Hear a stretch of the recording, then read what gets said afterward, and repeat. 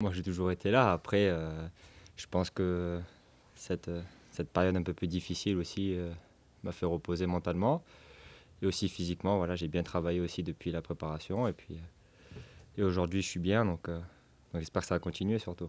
Qu'est-ce qu'on ressent quand on marque ce but-là? Bah, c'est très important. C'était une délivrance pour moi avec des périodes un peu compliquées que j'ai vécues. Voilà, ça va me permettre d'aller vers l'avant, mais voilà, ça reste un but. Je ne vais pas me fixer à ça parce qu'il y a encore 18 matchs derrière et ce que je veux, c'est être vraiment bon sur la longueur. Ça peut lancer ta saison, vraiment. Bah, j'espère en tout cas. Comment tu as abordé ce match à 3? Tu avais envie de tout croquer, mais est-ce qu'il n'y avait pas une vraie pression aussi? Se dire, c'est un match tout prêt, on n'a pas le droit de passer à côté. Non, pas vraiment de pression particulière. On a un métier, on a l'habitude aussi de ça, mais non, non, vraiment, on était tous focalisés sur la victoire, tous ensemble. Voilà, je me suis vraiment fondu dans le collectif et tout le monde avait le même état d'esprit pour gagner ce match. C'est Vincent, Est-ce que tu avais une crainte physique au début du match ou pas? Pas vraiment une crainte physique parce que j'avais bien préparé la semaine d'avant avec les préparateurs. Pendant les vacances, je m'étais bien préparé aussi. Après, voilà, un match de Ligue 1, l'intensité qu'il y a, bien sûr qu'on ne sait jamais comment ça se passe, mais en tout cas, ça s'est bien passé et c'est le plus important. j'ai l'impression que ton côté guerrier, plus celui de Paul Bay, ça en réveille sur l'ensemble du groupe. J'espère, en tout cas, même avant le match, j'ai vraiment ressenti l'équipe dans cet état d'esprit. On a vraiment souffert ensemble et je pense que, voilà, comme j'ai dit après le match, l'équipe a montré beaucoup de caractère.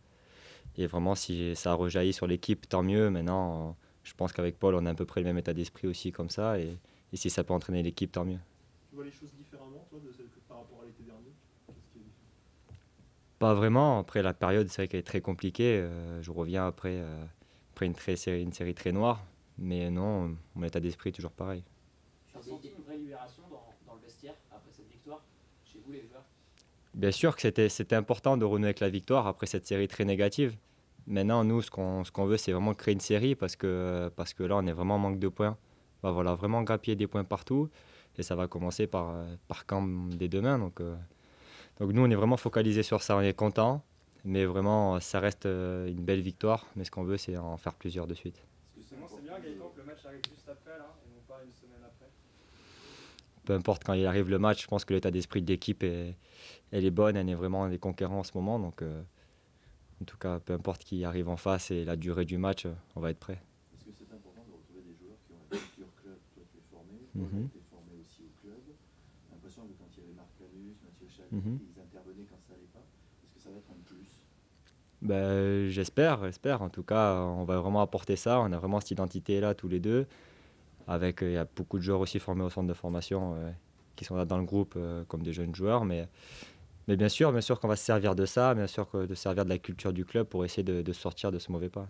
Qu'est-ce qui vous a apporté concrètement, Paul? Depuis qu'il est arrivé sur 3-4 jours, on a l'impression qu'il a vraiment oxygéné le Mm. groupe. Bien sûr, je pense que il a une âme de leader et je pense qu'on l'a directement ressenti. Il a directement pris ses marques ici. Je pense que le fait qu'il ait été formé aussi ici, ça l'a un peu aidé. On l'a bien accueilli et bien sûr sur le terrain, on l'a bien vu sur le match, tout ce qu'il nous a apporté. Bordeaux cherche un attaquant, il est entraîné depuis longtemps. Est-ce que toi, ça pourrait t'amener à poser des questions si tu vois Naxia arriver? Je sais pas, honnêtement, ce sont que des rumeurs. Si le coach il cherche un attaquant ou pas, moi je reste focalisé sur le match, sur mes performances. Et puis après on verra ce qui se passe. Mais moi ce que je veux c'est vraiment continuer à jouer, marquer des buts. Je reste vraiment focalisé sur ça.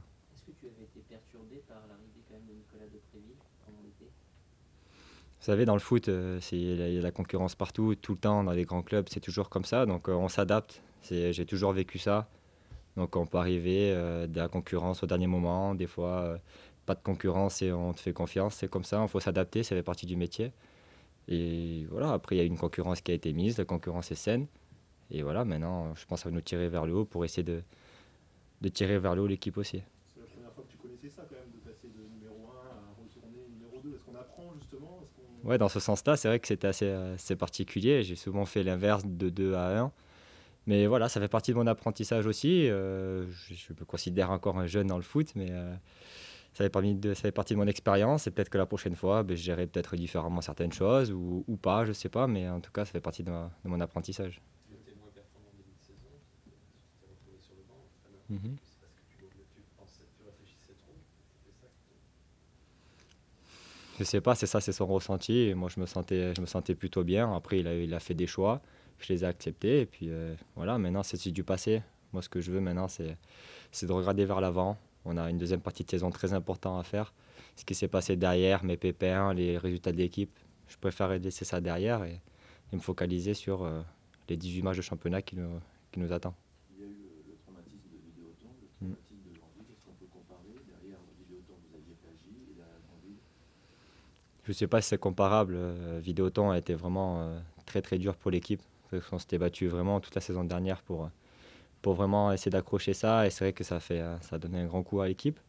D'ailleurs, on a su réagir. Maintenant, Grandville, c'est une autre compétition. C'est sûr que ça donnait un coup à l'équipe. Mais malgré ça, je pense que l'équipe est quand même revenue des vacances avec un état d'esprit en voulant remonter la pente. Et ça se voit, ça s'est vu avant-hier. Et j'espère que ça va se voir dans les prochains matchs aussi.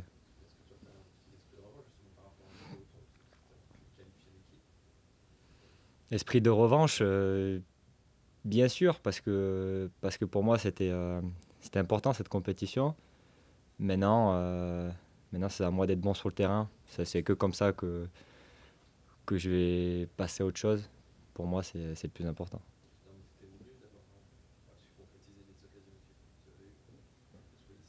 Tout attaquant, quand il loupe une occasion, il s'en veut. Peu importe la compétition, peu importe les matchs. C'est comme ça. C'est la vie d'un attaquant aussi. C'est la vie que je dois aussi. C'est l'expérience que je dois essayer d'acquérir aussi.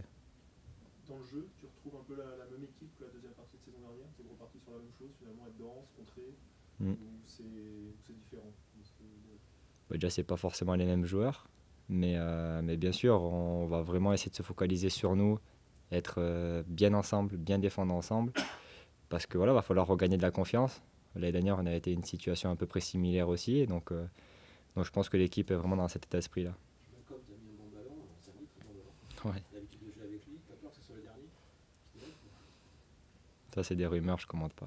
Mais bien sûr que j'adore jouer avec lui. C'est un super joueur. Qui n'aimerait pas jouer avec Malcolm? S'il s'en va, ça serait un gros coup dur. Je ne commente pas les rumeurs éventuelles, mais bien sûr que jouer avec un joueur comme ça, c'est extraordinaire.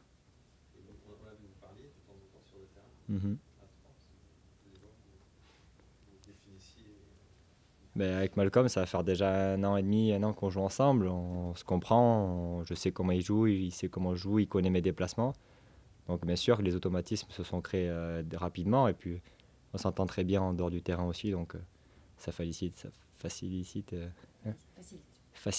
choses. Et là, vous définissiez vous demandez d'aller à tel endroit ou tel autre. Ouais, sur le but c'était, on en avait parlé un peu avant le match. Bon, on avait un peu l'habitude de le faire ça aussi à l'entraînement ou depuis la saison dernière. Mais bien sûr, ça fait partie des petits plus pour essayer de piéger l'adversaire. C'est un centre en poche. Mhm. Bon, après, vu comme ça, je sais pas, mais en tout cas, ça a marché, donc c'est le plus important. C'est aussi ton appel qui offre la solution à Malcolm. Donc, appel contre appel. Moi, j'essaie de lui donner une solution, une bonne solution pour le but. Après, avec son pied, plus facile d'être. Quand c'est Malcolm qui fait la passe et qui te la met comme ça. Et ça, ces automatismes, ça se perd pas, même après une longue blessure comme tu as connu, ça revient tout de suite? Ouais, généralement quand entre footballeurs, on se comprend. Puis Malcolm, c'est facile de jouer avec lui, comme j'ai dit. Très facile avec un regard. On a acquis ça déjà depuis la saison dernière. Donc, c'est plus facile. Et toi, est-ce que tu as déjà été arbitré par Tony Chapin? Oui, je pense que ça a dû arriver, oui. Alors, comment ça s'est passé? Bon, plutôt bien. Il t'a attaqué. Comment tu réagirais si ça t'arrivait? Honnêtement, je sais pas. J'espère calmement. Après, c'est ce qui s'est passé hier. Ça aurait dû jamais exister, quoi. Ça n'a jamais été un arbitre agressif par rapport aux autres, dans son comportement? Pas spécialement, non. Après, honnêtement, j'ai pas non plus de grands souvenirs de qui m'arbitre ou comment étaient les arbitres. Donc, Tu trouves que ça mérite sanction? je pense que si un joueur aurait fait la même chose, il aurait été sanctionné. Donc, c'est pas logique.